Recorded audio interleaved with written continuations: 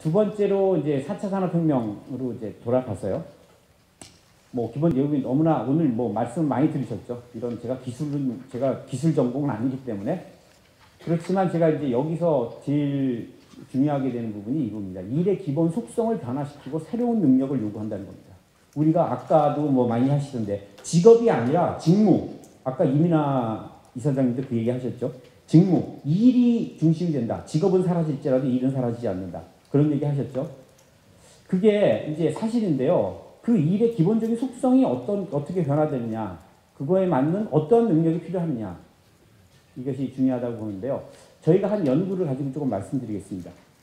4차 산업혁명의 핵심 기술과 일자리 증감과 그 다음에 직업 세계가 어떻게 변화되느냐를 저희가 갖고 있는 직업 전망 지표라는 것이 있습니다. 그래서 한 16,000명 정도를 대상으로 직업의 우리 소분류까지 나눠가지고 쭉 전망을 하는 겁니다. 임금이 어떻게 될지, 환경이 어떻게 될지, 일의 시간이 어떻게 될지. 그런데 그거를 좀 더 분류를 해봤습니다. 집단을. 두 가지 축인데요. 하나는 일자리가 감소되느냐, 증가되느냐. 두 번째 축. 어떻게 보면 이 4차 산업혁명의 가장 핵심적인 기술과의 관련성이 높냐, 낮냐. 이 두 가지 축으로 4개 집단을 만들었습니다. A 집단은 일자리가 증가되고 기술 관련성이 높은 집단.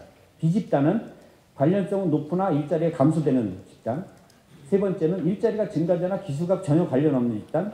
일자리가 감소되고 기술과 관련성이 낮은 집단. 이 4가지로 나눠서 이 사람들의 일이 어떻게 바뀌는지 좀 봤습니다. 우선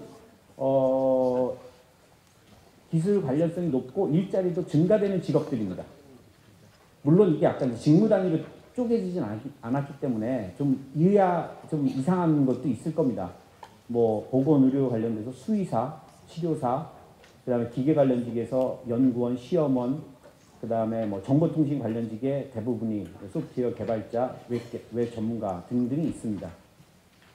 이것은 우리 표준 직업 분류 체계를 그대로 가져온 겁니다. 이게 다가 아니라 일부입니다. 그 다음 두 번째, 기술 관련성이 있으나 일자리가 감소되는 것, 관리직, 경영, 회계, 사무, 그 다음에 보험 관련직, 특히 금융 쪽에 요즘에 굉장히 줄고 있죠. 지난번에 국민은행도 25%를 한 번에 그냥 없애버리지 않았습니까? 앞으로 금융 쪽은 계속 그렇게 될 것 같고요. 보건의료에서도 재밌는 건 수의사는 느는데 의사나 약사는 줄어들 거다. 이게 이제 IBM에서 나오는 그 시스템 같은 것들이 여기에 굉장히 타겟팅이 돼 있죠. 제가 여기서 조금 말씀드릴 건요. 보통 우리가 일자리 전망에서 아까도 좀 봤는데 대체 가능성 중심으로 지금 대부분이 전망이 나옵니다. 그죠? 얼마나 그 복잡성과 그 다음에 인간 기술이 흉내낼 수 없는 것이 많이 들어있느냐에 따라서 일자리 증감을 이제 판단하는데요.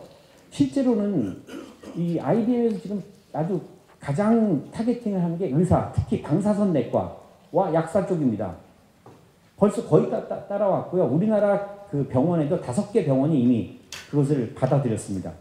첫 번째 받아들인 데가 인천에 있는 길병원.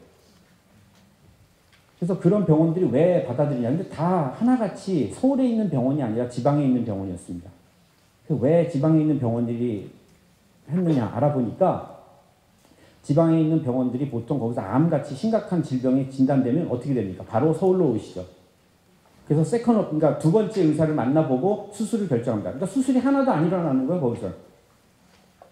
그러니까 이분들이 최소한도 수술을 하기 위한 그 기술이 계속 유지되기 위해서는 1년에 몇 건 이상의 수술을 해야 되거든요. 그 건수가 안 나오는 겁니다. 그러니까 점점 그 수술의 스킬들이 떨어지게 되면서 여기 서울에 있는 큰 병원들, 이 옆에도 하나 있죠. 그런 병원들은 어마어마한 수술을 하죠. 하루에 의사 한 분이 10건 이상씩 합니다. 위암 수술 같은 것. 그리고 물론 거기 다른 의사들이 같이 붙긴 하지만 거기는 1년에 몇 건 하지 못하는 이런 문제가 생기니까 그분들을 어떻게 하면 잡을까 하다가 첫 번째 암이 진단되면 인공지능한테 넣어서 거기서 같은 의견이 나오게 되면 거기서 수술할 게 아니냐. 근데 84%가 똑같습니다. 네, 84%. 물론 모든 암은 아니고요. 그 해당되는 암의 84%는 의사와 의견이 같습니다. 그랬을 때 나머지 16%는 다르지 않습니까? 그럼 의사 의견을 따를까요? 인공지능을 따를까요? 환자는.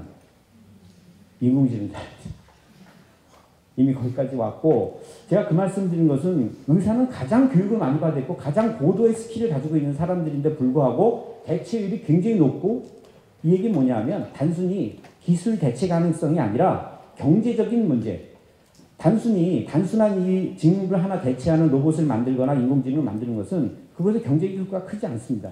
그러나 의사 같은 경우는 한 명을 대체했을 때 경제적인 효과가 2억이 넘거든요.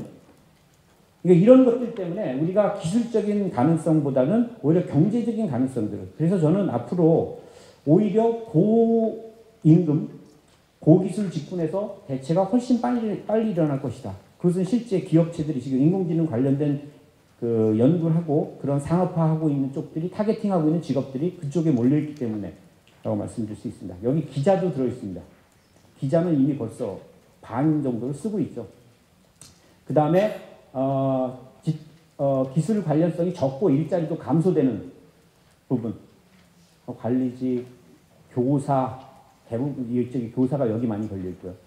영업직 걸려 있습니다. 제가 그 네 가지를 한번 봤습니다. 임금은 어떻게 될 것이냐? A, 아까 그 기술 관련성도 높고 일자리도 증가되는 데가 점점 좋아질 것이다. C, 기술 관련성은 없으나 증가되고 있는 직업. D, 기술 관련성도 적고 임금 줄어들고 있는 직업에서는 이렇게 될 것이다. 복리후생도 이런 관계. 일자리 창출, 일자리 경쟁. 이건 일자리 경쟁은 이제 거꾸로죠. 얼마나 더 경쟁이 심해지느냐. 그 다음에 정규 고용, 비정규와 정규직의 그 비율로 봤을 때 이렇게 될 것이다. 고용 유지에서는 이렇게 될 것이다. 이렇게 보면, 어떻게 보면 일자리가 증가되면서 기술과의 관련성이 큰 직업들이 굉장히 중요하다는 거죠.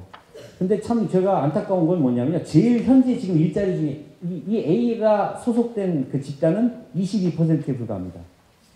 B가 제일 큽니다. B. 기술 관련성은 있으나 일자리가 감소되는 직업들이 60%에 해당합니다.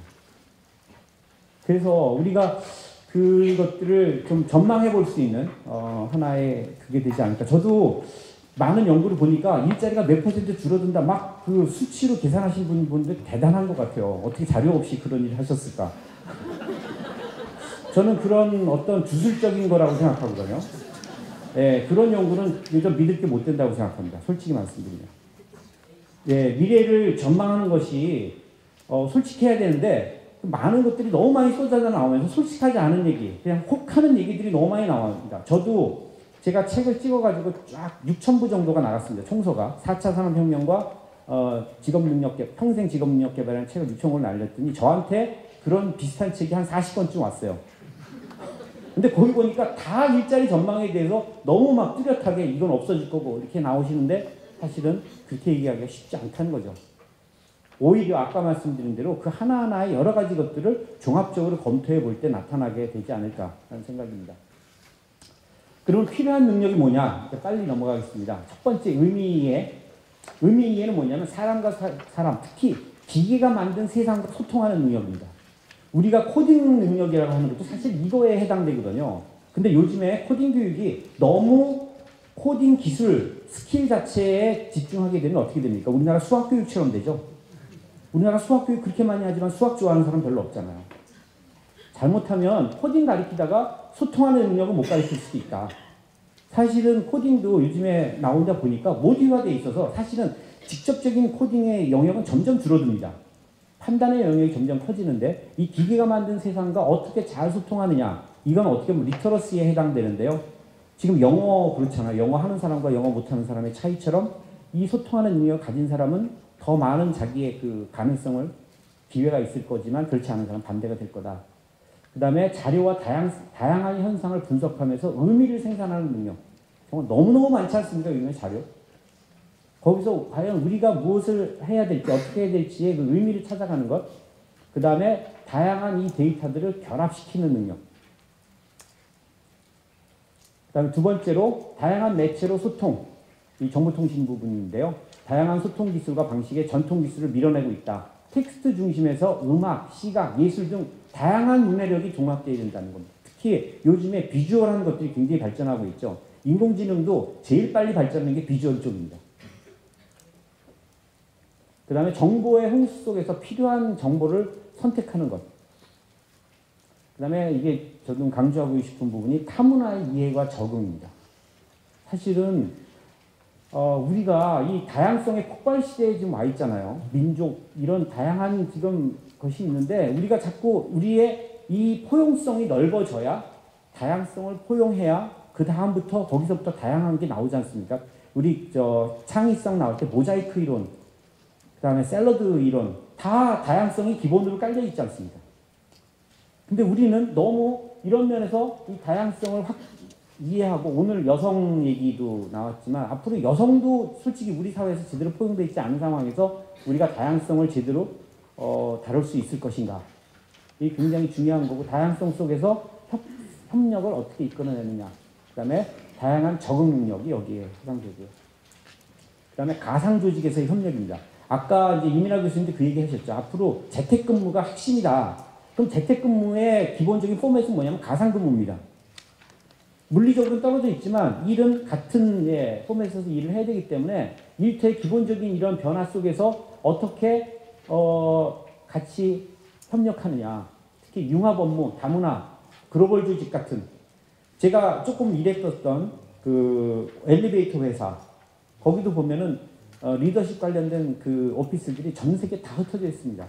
그러나 하루에 1시간은 같이 모여서 버추얼에서 같이 일하는 걸 만들거든요. 그 이유도 이것을 유지하기 위해서. 그러니까 과연 우리가 가상 조직에서 얼마나 제대로 했냐. 만약에 이게 안 된다면 재택근무는 아마 없을 겁니다.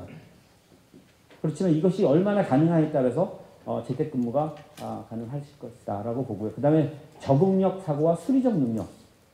과거의 데이터를 분석해서 해결할 수 없는 상황이죠. 잠깐 말씀드렸다시피. 불연속되어 있기 때문에. 그 다음에 다양한 변화를 데이터를 활용해서 어떻게 만들어내느냐. 특히 인공지능과 협력하는 능력. 예, 인공지능이 내 부분으로 어떻게 만들어서 일을 해나가는 능력. 특히 통찰력. 아까 제가 말씀드렸던.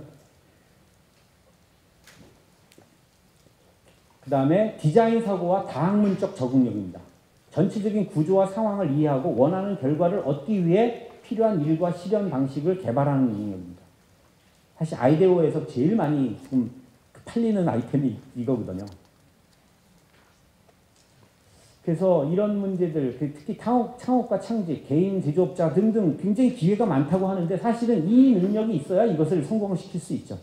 그래서 그런 것들도 이제 프로그램이 있고 발전하고 있는데 우리에 맞는 것을 개발할 문제가 있고요. 그 다음에 극단적인 협력과 새로운 혁신의 원동력입니다. 사실은 전혀 상관없는 거, 과거의 분류 체계에서 그것을 합쳐놓으면 혁신이죠. 제가 그 디스쿨이라고 하는 스탠포드의 디스쿨이라고 하는 데서 그 가르치는 것을 쭉 따라가 봤는데요. 거기서 개발했다는 것은 아무것도 없었어요. 근데 거기 핵심은 뭐냐 하면은 나와 전혀 상관없는 일을 했던 사람과 같이 협력을 해본 경험을 주는 겁니다. 혹시 핑거팁스 랩이라고 들어보셨어요? 요번에 스타트업 컴피티션에서 1등한 회사죠. 미래부에서 200억 준다는 것에 1등한 회사입니다. 그 1등한 회사가 어떤 사람이냐면 한국 코리안 아메리칸인데 이 사람은 의학 박사입니다. 근데 디스쿨 프로그램에서 그 인도 사람 엔지니어를 만났고 거기서 그 다음에 인간공학 관련된 또 다른 엔지니어를 만난 겁니다. 그래서 그 세 사람이 합쳐가지고 만들어낸 그래서 손으로 움직이지 않고 운전하면서 스마트폰을 컨트롤하는 그 디바이스를 만들었거든요. 그러니까 거기 인공지능 기능을 넣어서 나의 패턴을 이해해서 내가 루틴화되어 있는 것들을 자동적으로 처리해주는.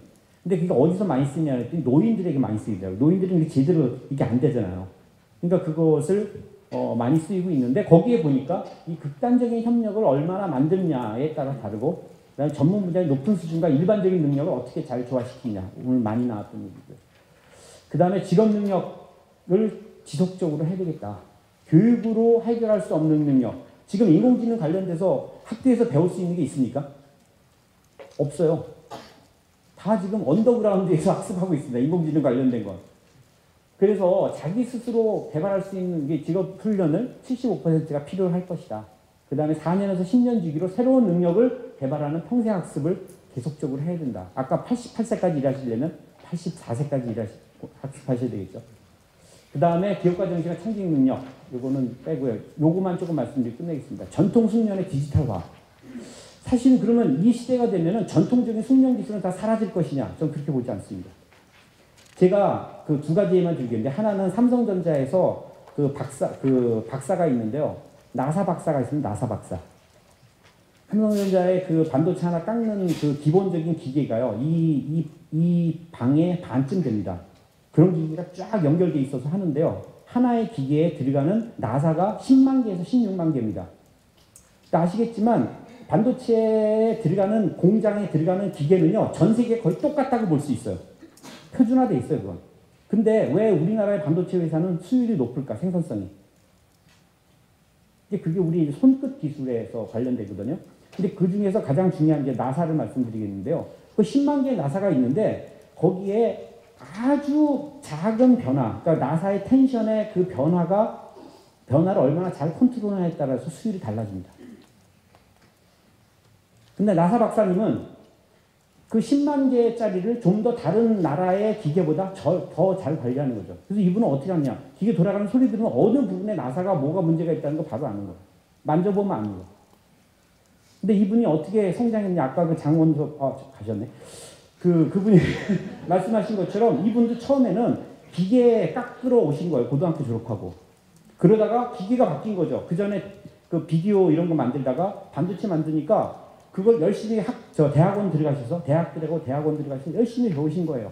그러면서 자기의 그 나사 기술과 그 디지털 그 기술을 접목시키는 그것을 파악하신 거죠.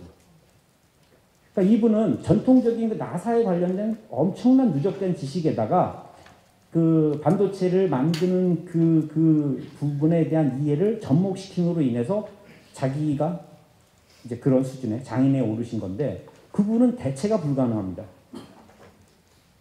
네, 지금 우리나라 스마트 팩토리 굉장히 많이 하고 있죠. GE가 지금 제일 많이 컨설팅하는 게 그 사업이잖아요. 거기서 제일 찾고 있는 사람은 그런 사람들이에요.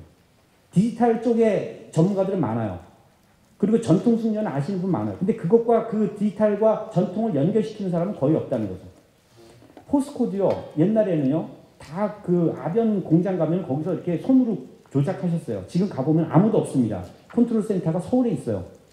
서울에서 몇 사람이 컨트롤 다 하는데 그분들도 보면 현장에서 15년, 20년 동안 그 기계 쇳물 만지면서 하셨던 분, 플러스 컨트롤 그 기술을 습득하신 분입니다.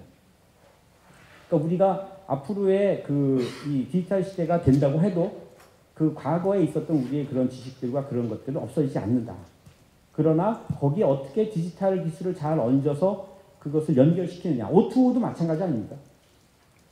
기술이 굉장히 중요할 것이다. 그래서 제가 이런 연구할 때마다 물어보시는 게 그런 거예요. 그러면 다 없어지는 겁니까? 학교에서 가르치는 거 다 버리고 새로운 거. 그렇지 않다는 거죠.